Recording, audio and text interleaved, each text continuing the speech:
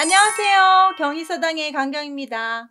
준호급 한자 완전풀이 영상입니다. 교재는 한자교육진흥의 거를 활용하겠습니다. 처음부터 끝까지 잘 들어보신다면 한자 쉽게 외울 수 있습니다. 끝까지 함께 하시죠. 시작하겠습니다.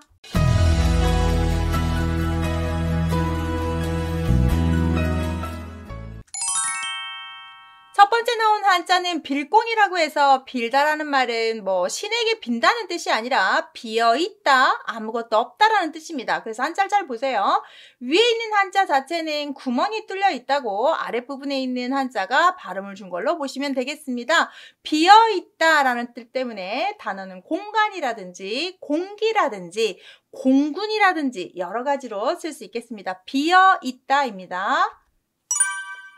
두 번째 기운기자를 보시면 원래 이 아래에 쌀이라는 한자가 없어도 기운기자입니다. 뭔가 이렇게 기운, 연기가 올라가는 모습을 그렸다고 하는데요. 굳이 보면 구름이 둥둥둥둥 떠 있는 거죠. 이렇게 구름이나 이렇게 떠가는 모습을 그린 거예요. 그런데 조금 더 강조하고 싶어서 밥을 하게 되면 밥을 끓고 뭔가 데워갈 때 김이 막 올라오죠. 솥단지에서 막 올라오는 그런 수증기 모습을 써서 수증기로도 쓸 수 있는 한자가 되겠습니다. 그러다 보니까 기력이다, 이렇게 밥, 쌀을 먹고 힘이 난다 라는 뜻으로 좀 해석해도 괜찮겠죠.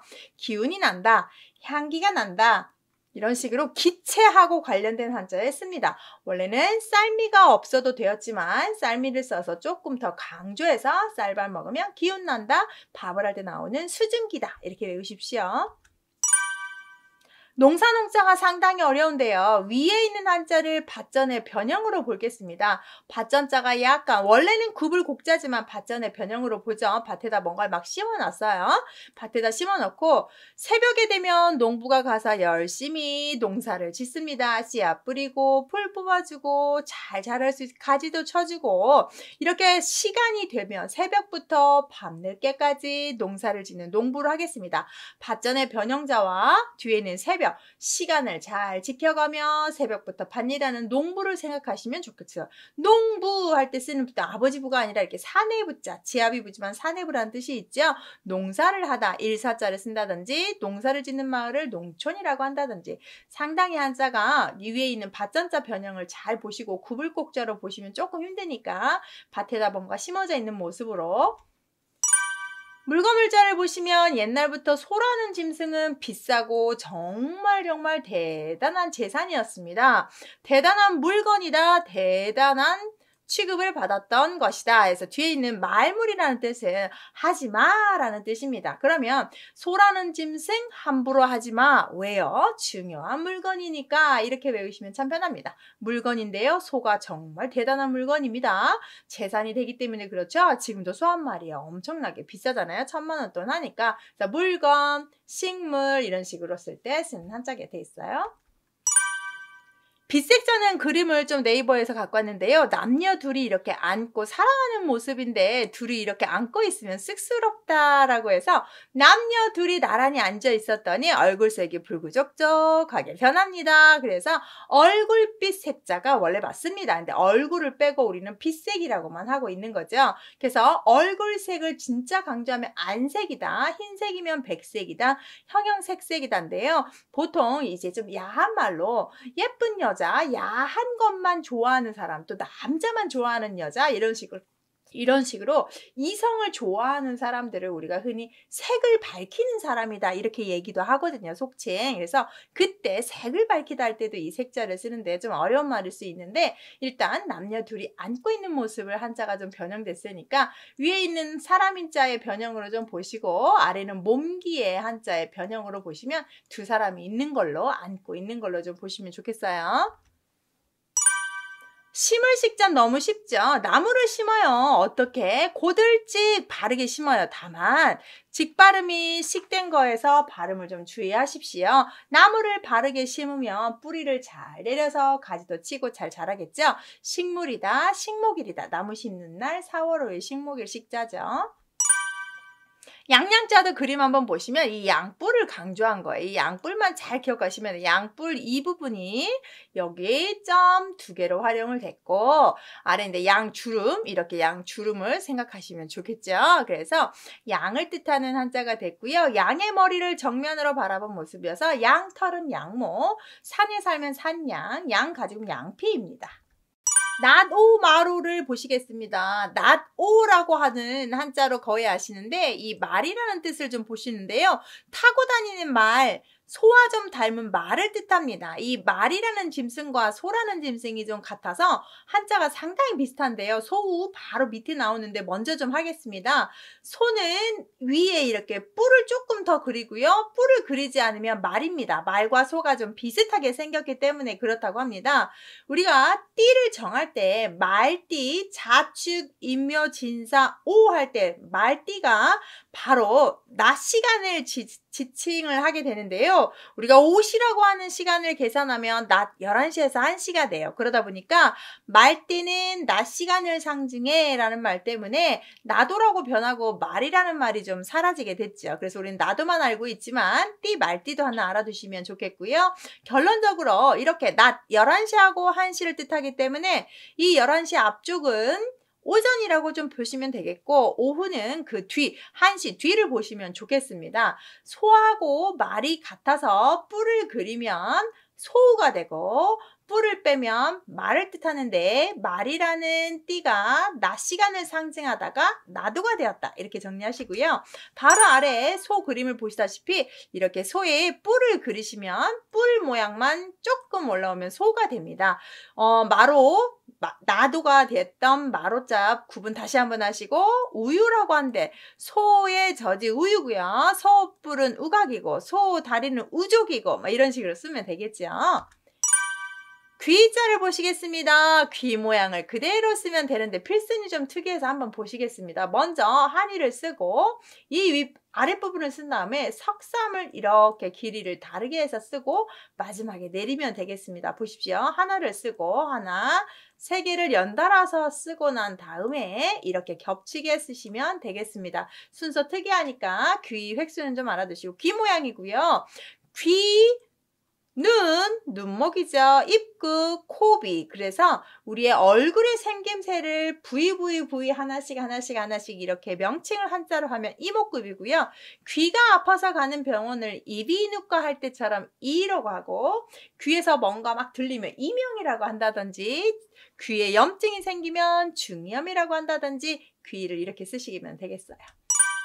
번개전자 잘 보셔야 될 것 같은데요. 비유가 들어가면 한자에서는 다 날씨하고 관계되는데 오늘은 번개라는 날씨를 상징하는데 그럼 더 강조하기 위해서 날씨 중에서 번개의 특징을 하는데 이 아래차리가 바로 번개 모양인데요.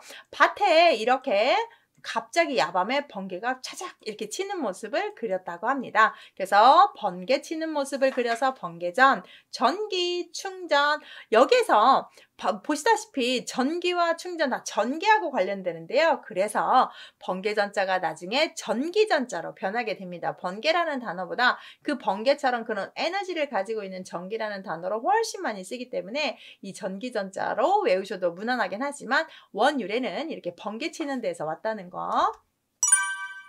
앞전자가 상당히 어려운데요. 보통 여러 가지 설이 있지만 저는 이걸로 할게요. 배를 멈추는 밧줄을 풀면 배가 앞으로 쭉쭉쭉 간다. 보통 배는 앞으로 전진하기가 쉽습니다. 뒤로 가는 게 정말 어렵고요. 뺑 돌면 더 힘듭니다. 그래서 보통 직진용으로 많이 탄다고 합니다. 앞으로 가는 거죠. 배가 앞으로 간다라는 뜻으로 이렇게 쓰는데요. 잘 보시면 이제 여기에서 한자를 조금만 모양을 볼게요. 지금 달월처럼 보이지만 한자에서 달월이 아니라 이런 모양으로 써서 쓴 자들이 있어요. 이런 거는 달월이 아니라 배주자를 한자로 이렇게 쓴 한자인데요. 그래서 앞전자를 잘 보시면 어떤 책을 보면 이렇게 보시고 진짜 정자는 이렇게 배주 모양을 하고 이렇게 쓰는 게 원자죠. 그런데 이제 우리가 이렇게 많이 쓰니까 여기도 꼬부리지 않고 반듯하게 쓰죠. 이 부분이 바로 방금 말한 것처럼 제가 배 모양의 배라고 했잖아요. 배가 가면 물결이 이는 모습이고 배가 앞으로 간다고 해서 이 앞쪽에다가 표시를 한 겁니다. 그래서 배가 앞으로 가고 있는 모습을 그렸다라고 생각하시면 되겠습니다. 조금 어렵긴 한데요. 자, 배가 앞으로 가려고 한다. 전진하려고 한다. 해서 오전, 전후, 앞에, 뒤에 할 때 쓰는데요. 다시 한번 원래 달월 모양이 아니라 배주의 모양의 변형이었는데 모양이 비슷비슷하니까 그냥 쓰다가 우리가 달월로 보이는 거 절대 달은 아니고요. 배고요. 배가 갈 때 움직이는 그 물결 모양이 칼도처럼 변한 것 뿐이라는 거. 우리가 보통 냇물 그릴 때, 내천 그릴 때 이렇게 쓰잖아요. 그거에서 획순 하나만 없어진 겁니다. 땅재를 보시면 앞에가 흑토고요. 뒤에 있는 한자는 진짜 뱀이 이렇게 꽈리를 틀고 딱 땅속에 앉아있는 모습. 뱀이 땅속에서 꿈틀거리고 있네 해서 땅지를 뜻하게 하는데요. 자, 이 뱀 모양이라는 거, 이 한자 필수는 좀 특이한데요. 기역을 먼저 쓰고 힘력처럼만 쓰시면 됩니다. 그리고 마지막에 이렇게 내리면 돼요. 보세요. 이렇게 힘력을 쓰시고 이렇게 내리면 뱀 모양을 그리게 되는 겁니다. 지도, 지하, 농지 다 땅하고 관련된 거죠. 땅 그림이라든지 땅 아래라든지 농사 짓는 땅이라든지. 자, 근데 풀초를 보시면 위에 있는 한자만 써도 우리는 풀초라는 붓으로 쓰게 됩니다. 그런데 풀이 잘 자라려면 햇볕이 필요해요. 여기 햇볕이 일찍 지평선에 떠오르고 있는 모습에서 해가 뜨고 있네, 햇볕을 받은 풀이네, 햇볕을 받아서 풀이 싹을 틔우고 있네 라고 해서 풀로 짓는 집은 초가집이라든지 약초라고 해서 약이 되는 풀을 또 약초라고 한다든지, 약초 중에서도 단맛이 나는 약초는 감초라고 한다든지 이런 식으로 쓰는 한자입니다. 햇볕을 받아야 풀이 잘 자라겠죠. 하팔합자를 보시면 위에 있는 한자가 뭔가를 다 모아놨다라는 한자의 뜻을 가진 모아놓다라는 모일 집자고요. 아래는 입구입니다. 자, 사람들이 다 모여서 뭔가 이야기를 하는데요. 이걸 또 그림으로 보기도 하는데요. 어떤 책은 이거는 밥그릇이 하나 있다면, 그릇이 있다면 뚜껑이 정확히 합해져 있는 일치형 그릇 모양일 거다. 자, 보십시오. 이렇게 뭔가를 담아놓는 밥 공기가 있었는데요. 이 공기가 식지 않도록 우리가 뚜껑을 이렇게 씌워 놓습니다. 그 모습을 그렸다라고 해서 이 뚜껑이 맞아야 하나도 공기가 새어나지 않게 딱 되는 거예요. 그래서 뚜껑이랑 아래 있는 거와 정확하게 일치되었다, 합해졌다라고 해서 이렇게 쓰는 그림으로 보기도 합니다. 모일집에 입을 써서 사람들이 모여서 입을 이렇게 한 목소리로 모았다, 또는 그릇의 뚜껑이 정확히 맞았다. 그래서 합동, 합계, 뭔가 모여진다는 한자로 쓰면 돼요. 자, 마지막 자인데요. 앞에 있는 한자 물수는 옆으로 오면 무조건 이렇게 돼서 필수는 한번 살짝 보시면 하나, 둘, 그래서 체크 모양으로 이렇게 쓰시면 되겠습니다. 내리지 마시고 하나, 둘 이렇게 쓰지 마시고 X 어떻게 쓴다고요? 하나, 둘 위로 올려요. 위로 이렇게 이 방향으로 올려야 됩니다. 하나, 둘, 셋 이렇게. 자, 물수와 매양매, 매양은 매일이라는 뜻입니다. 매번 물이 차 있고 마르지 않는 바다를 뜻합니다. 그래서 바다해라고 읽으시면 되고, 바다에서 뭔가를 길러내는 해녀라든지 동쪽에 있는 바다는 동해안이라고 한다든지 이런 식으로 매번 마르지 않는 물을 바다라고 보시면 되겠어요. 자, 이렇게 읽어 마칩니다. 수고하셨습니다.